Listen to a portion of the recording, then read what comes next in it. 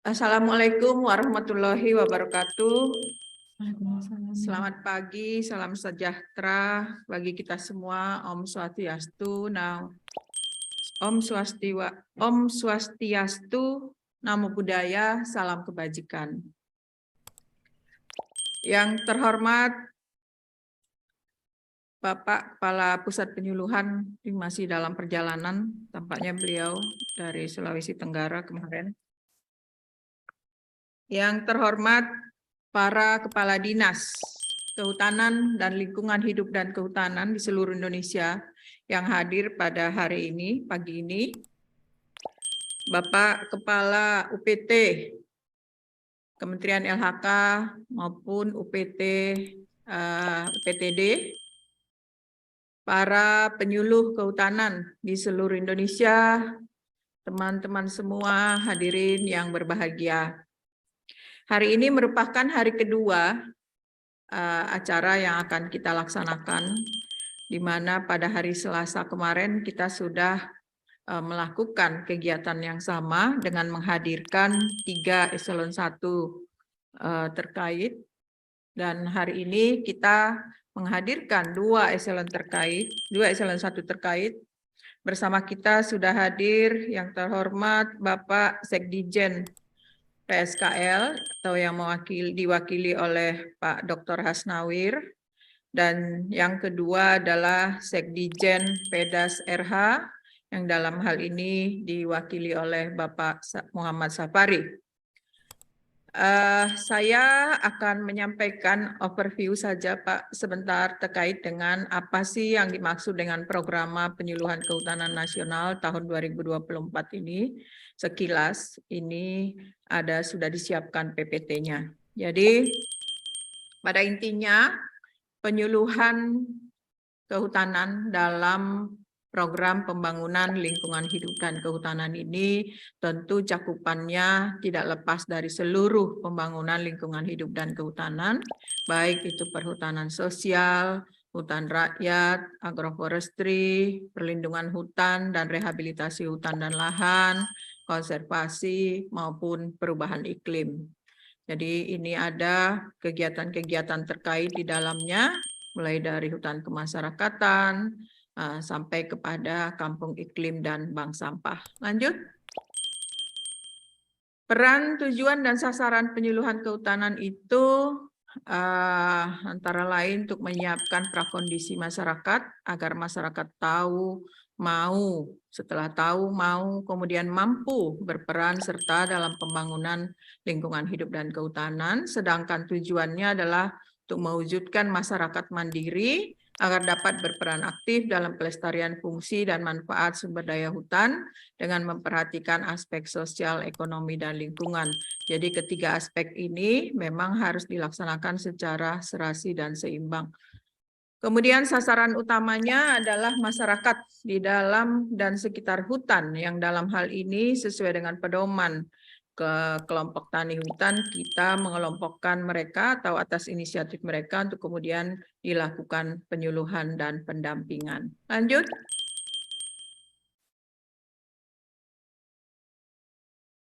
Ya, ini potensi, saya kira ini data ini sering kita sampaikan, penyuluh kita kurang dari 10.000 total, itu sudah termasuk kehutanan, penyuluh kehutanan PNS maupun penyuluh swasta maupun penyuluh swadaya.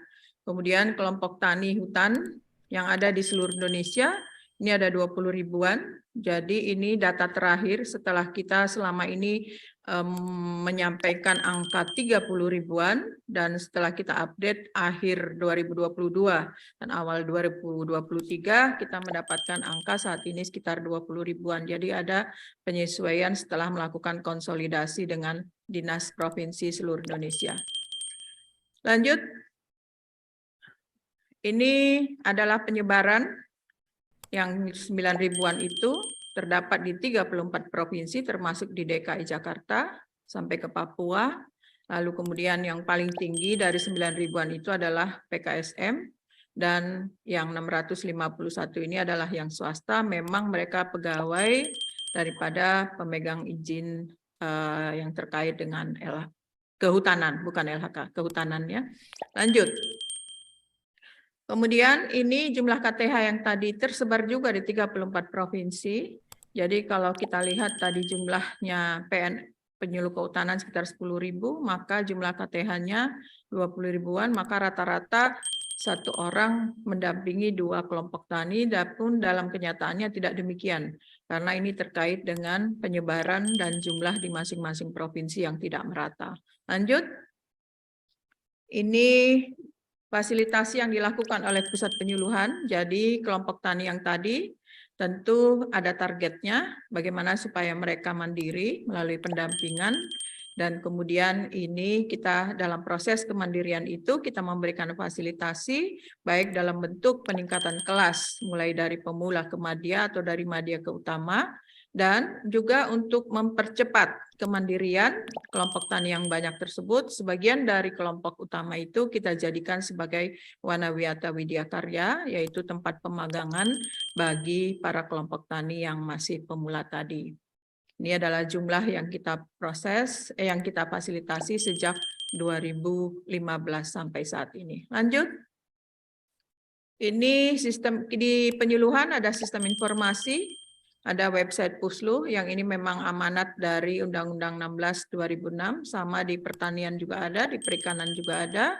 Simluh, sistem informasi penyuluhan, itu menyangkut data terkait dengan para penyuluh sendiri, dan ini sampai dengan golongannya pun ada ini Pak Hasnawir, Pak Sapari di dalamnya, kita bisa tahu, tapi memang tidak open for public untuk data yang detail.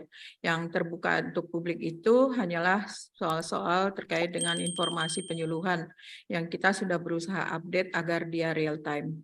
Nah, simping, kami masih menyebut juga simping ini Pak Hasnawir, karena bagi kami ini sangat penting karena ini adalah integrasi kita dengan kegiatan PSKL, Perhutanan Sosial, terutama dalam konteks pendampingannya sendiri, karena banyak para penyuluh kehutanan yang mendampingi PS di samping pendamping yang direkrut oleh Perhutanan Sosial sendiri. Lanjut. Ini tadi yang kami maksud, info-info itu disebar dalam bentuk cyber extension, dan juga kita punya etalase, saya menyebutnya etalase Forestamart, karena kita tidak melayani transaksi. Kita hanya memberikan ruang untuk para kelompok tani untuk mengupload atau mengisi ruang yang kita sediakan untuk produk-produk yang mereka hasilkan.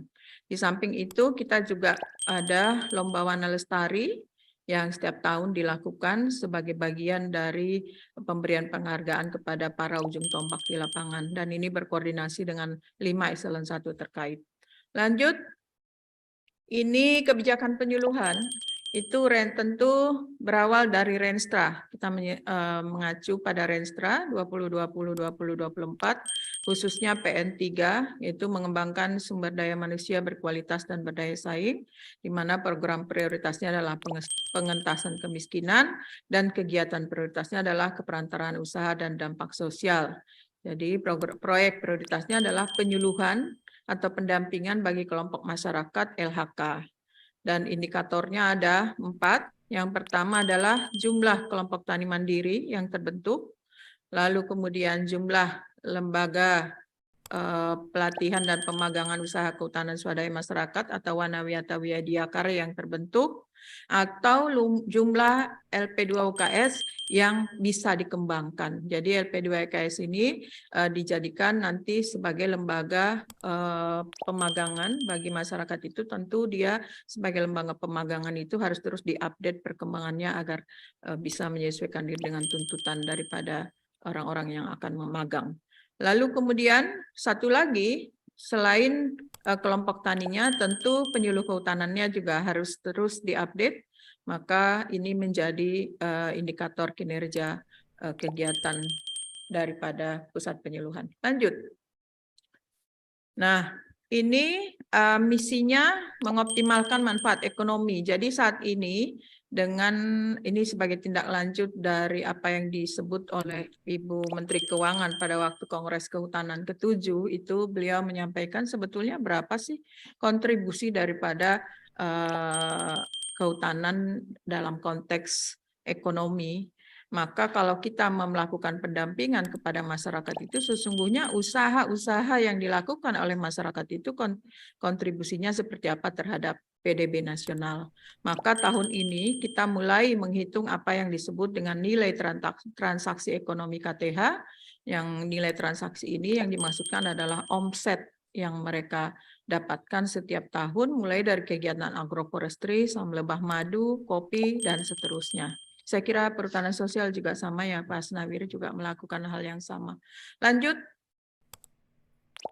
ini program penyuluhan. Nah, kegiatan kita ini terkait dengan program penyuluhan. Jadi dalam setiap tahun, peserta penyuluhan itu menyusun program. Program ini sebagaimana disampaikan tadi oleh pembawa acara adalah rencana tertulis yang disusun secara sistematis untuk kemudian berdasarkan konsep ataupun kebijakan pembangunan LHK yang kemudian dijadikan dasar dalam proses penyuluhan dan pembangunan kehutanan sendiri. Jadi ini memang disusun T-1. Mungkin di slide berikutnya akan bisa kita lihat. Lanjut saja. Ya, untuk tujuannya adalah terwujudnya keterpaduan dan sinergitas penyelenggaraan penyuluhan dengan kegiatan pembangunan LHK, lalu tersedianya bahan perencanaan pembangunan, dan tersedianya dasar penyusunan RKTPK. Jadi kami sebagai penyuluh itu setiap tahun harus menyusun rencana kerja secara pribadi masing-masing. Nah, program yang tadi adalah acuan bagi kita untuk menyusun RKTPK. Lanjut. Ini tingkatan program itu dimulai dari bawah, ya ada program di tingkat UPTD disesuaikan dengan unit kerjanya. Demikian juga ada di UPT KLHK, di Taman Nasional dan sebagainya, dan juga ada program nasional. Nah, inilah kita mencoba menyusun, kita berharap program nasional ini nanti menyeluruh ataupun merupakan gambaran dari kegiatan pembangunan LHK itu sendiri. Disusun T-1, jadi yang kita sekarang ini melakukan kegiatan adalah untuk merangkum informasi yang bisa dijadikan referensi untuk program tahun 2024. Jadi kita menyusunnya nanti April itu sudah harus ditandatangani. Demikian kita lakukan tiap tahun, dan tahun ini merupakan mungkin kalau terlalu tinggi kali kalau corrective action saya bilangnya, tapi ini bagian dari penyempurnaan kita bagaimana supaya program yang disusun itu lebih baik ke depan. Kita mencoba menghadirkan 5 eselon 1 terkait untuk mengetahui dan mendengarkan apa yang bisa kita masukkan dalam program. Lanjut. Ini prosesnya. Pertama, identifikasi potensi dulu, lalu kemudian ada kompilasi prioritas program. Memang tidak semua nanti yang bisa kita lakukan lakukan dalam kegiatan dan kita masukkan dalam program. Jadi kita nanti melakukan prioritas disesuaikan dengan rencana kegiatan daripada pusat penyuluhan sendiri. Lalu kemudian kita menyusun program. Program itu dimulai dari perumusan kegiatan, penetapan tujuan, dan seterusnya, sampai pada program itu bisa dijadikan acuan untuk penyusunan RKTPK. Lanjut. Ini sinergitas program. Nah, kita melakukan kegiatan ini tadi tujuannya adalah untuk melakukan sinergi dengan eselon 1 terkait, apa yang bisa kita sinergikan, apa yang bisa kita kerjasamakan, apa yang bisa kita koordinasikan untuk tujuan pembangunan lingkungan hidup dan kehutanan yang lebih baik. Untuk itu kita melakukan kegiatan 2 hari, kemarin tadi sudah disampaikan, ini adalah hari yang kedua. Lanjut. Saya kira itu pendahuluan atau pengantar dari saya.